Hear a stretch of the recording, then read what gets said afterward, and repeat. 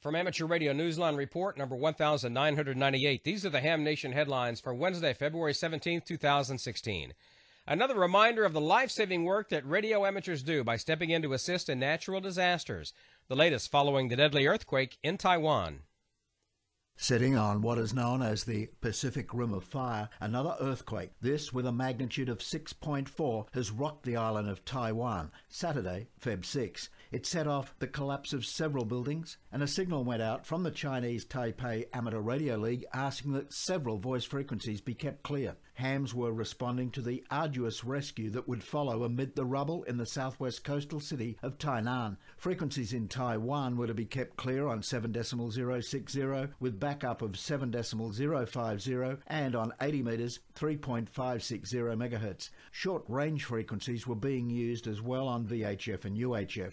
And then came the aftershocks, and tremors were felt even in the capital city of Taipei on the other side of the island from the stricken city. Ultimately, more than 350 people were rescued in the aftermath, but more than 500 were reported injured. Numerous individuals remained trapped inside buildings, and rescuers searched for them in the ruins, often by hand.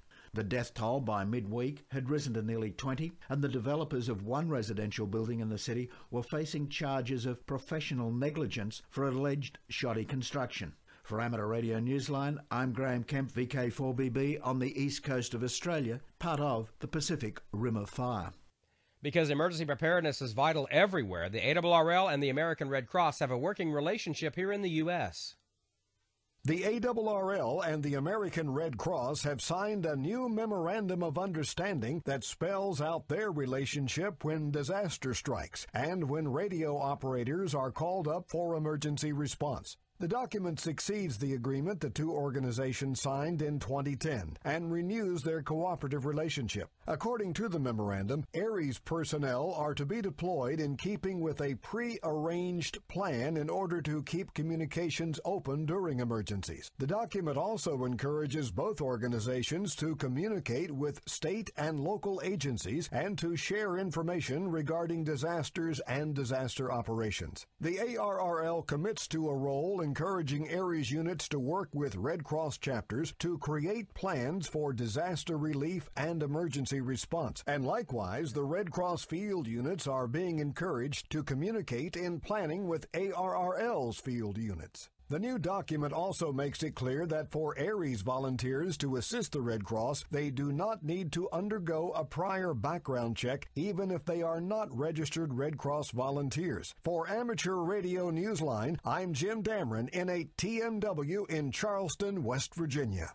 Emergency preparedness on the local level is just as vital as we hear from one hospital in Indiana. The newest operating room inside St. Vincent Clay Hospital in Brazil, Indiana, will only be used for emergency operations, but no one will need to scrub up before stepping inside. The operating equipment here will consist of two-way radios and other components. The operations will be conducted by the hams who belong to the Radio Amateur Civil Emergency Service. The hospital-based radio center is being underwritten by a grant of nearly $2,000 from the Indiana Department of Homeland Security. Clay County's Emergency Management Director, Brian Husband, applied for the grant with the support of the Clay County Commissioners. The volunteers are to provide assistance during natural disasters and extreme weather events. Husband was quoted in a recent article in the Brazil Times as saying that the Radio Shack would be able to communicate during the emergencies with other radio operators outside the county, all on behalf of the Emergency Management Office. Seems it is just what the doctor ordered after all. For Amateur Radio Newsline, I'm Paul Brown, WD9GCO in Valparaiso, Indiana.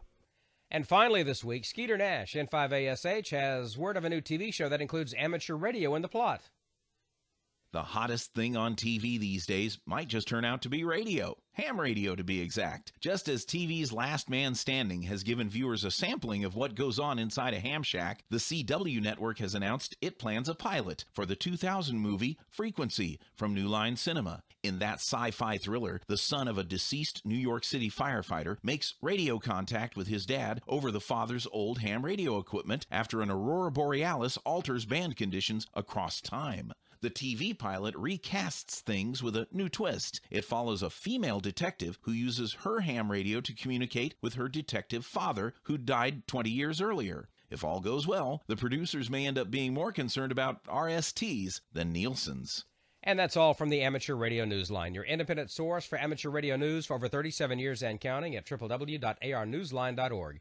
With Graham Kemp, VK4BB, Jim Dameron, N8TMW, Paul Brown, WD9GCO, Skeeter Nash, N5ASH, Karen Eve Murray, KD2GUT at the news desk in New York, and our news team worldwide. I'm Don Welbanks, AE5DW. 73, and we'll see you next time here on Ham Nation.